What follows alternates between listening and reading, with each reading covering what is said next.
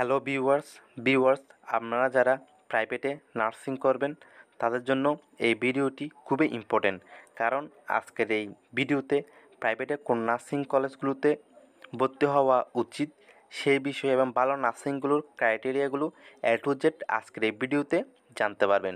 সেক্ষেত্রে viewers, private nursing ভর্তি ক্ষেত্রে প্রথমেই আপনারা যে বিষয়টি লক্ষ্য করবেন সেটি হলো বিএনএমসি অনুমোদন আছে কিনা। বিএনএমসি অর্থ হলো বাংলায় নার্সিং অ্যান্ড মিডওয়াইফারি কাউন্সিল। আসলে নার্সিংয়ের সবগুলো নিয়ন্ত্রণ করে থাকে বিএনএমসি, কলেজ পারমিশন এবং কলেজের কার্যকলাপ সব কিছুই। আর সেক্ষেত্রে আসলে বর্তমানে অনেক নার্সিং কলেজে আছে যেগুলোর বিএনএমসি অনুমোদন নেই বা হবে এরকম বলে নার্সিং স্টুডেন্ট ভর্তি করায়। সেক্ষেত্রে ভিউয়ার্স, প্রথমেই আপনি বিএনএমসি অনুমোদন আছে কিনা দেখবেন। সেক্ষেত্রে আপনি বিএনএমসির ওয়েবসাইটে গিয়েও দেখতে পারেন এবং আমার ভিডিওর ডেসক্রিপশন বক্সে একটা লিঙ্ক আছে, ওই লিঙ্কে ঢুকিয়েও আপনারা নিজেরাই দেখতে পারেন আপনি যে কলেজটিতে ভর্তি হবেন সেই কলেজটির নাম ওই তালিকায় আছে কিনা। দ্বিতীয় ভিউয়ার্স, যে বিষয়টি দেখবেন সেটি হলো আসলে নার্সিংয়ের সবথেকে আরেকটি ইম্পর্টেন্ট বিষয় হলো ক্লিনিক্যাল প্র্যাকটিস। সেটা আসলে নির্দিষ্ট কোর্স শেষ করার পর 6 মাসের যে ইন্টার্নের যে সময়টা থাকে ওইটা কোথায় করানো হয় সেটা খুবই ইম্পর্টেন্ট। সেক্ষেত্রে যদি ভিউয়ার্স আপনি যে নার্সিং কলেজে ভর্তি হবেন ওই কলেজের নিজস্ব হাসপাতাল থাকে তাহলে আপনি নির্দ্বিধায় ভর্তি হতে পারেন। আর নিজস্ব হাসপাতাল আছে এরকম নার্সিং কলেজের সংখ্যা কিন্তু গুটি কয়েক। সেক্ষেত্রে আপনি যদি নিজস্ব হাসপাতাল না থাকে আপনি যে কলেজে ভর্তি হতে চাচ্ছেন সেই কলেজে, তাহলে ক্লিনিক্যাল প্র্যাকটিস সম্পর্কে বিস্তারিত জেনে নেবেন কোথায় করানো হবে এবং অবশ্যই এটি সরকারি মেডিকেলেই হতে হবে।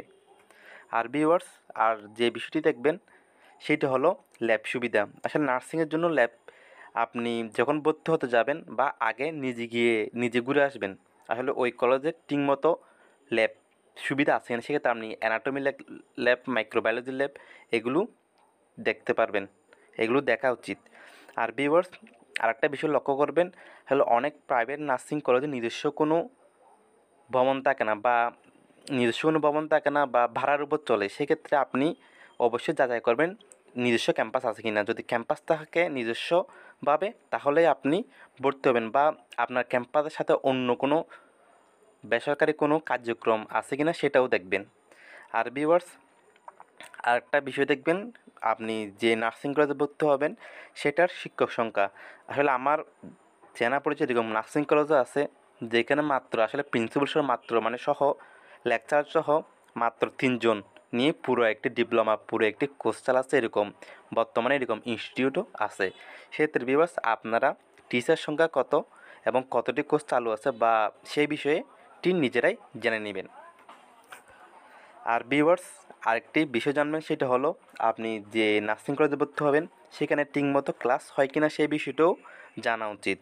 আসলে আপনারা হয়তো বলতে পারেন সেটা বা আপনারা নতুন গিয়ে বা কীভাবে বুঝতে পারবেন। সেক্ষেত্রে ভিউয়ার্স, ওই আপনি যে নার্সিং কলেজে ভর্তি হবেন ওই নার্সিং কলেজে অধ্যয়নরত বিভিন্ন সিনিয়রদের কাছ থেকেই আপনি জানতে পারবেন। আপনি আবার যার আন্ডারে যাবেন তাকে সে তো বলবে অবশ্যই ক্লাস ভালো হয় বা এরকম ভালো বলে নিয়ে যাবে আপনাকে। আর আপনারা যদি সিনিয়র ওই কলেজের যে সিনিয়র আছে তাদের থেকে বলেন তারা অবশ্যই মিথ্যে কথা বলবে না এবং সঠিক ইনফরমেশানই আপনি পাবেন। সেক্ষেত্রে সবগুলি বিষয় আপনি আপনার যে কলেজে ভর্তি হবেন প্রাইভেট নার্সিং কলেজে ওই কলেজে সিনিয়রদের সাথেই যোগাযোগ করবেন এবং ওই কলেজে গিয়েই এদের সাথে কথা বলতে পারেন এবং সব বিষয়ে সম্পূর্ণ নির্ভুল তথ্য পাবেন। ধন্যবাদ ভিউয়ার্স।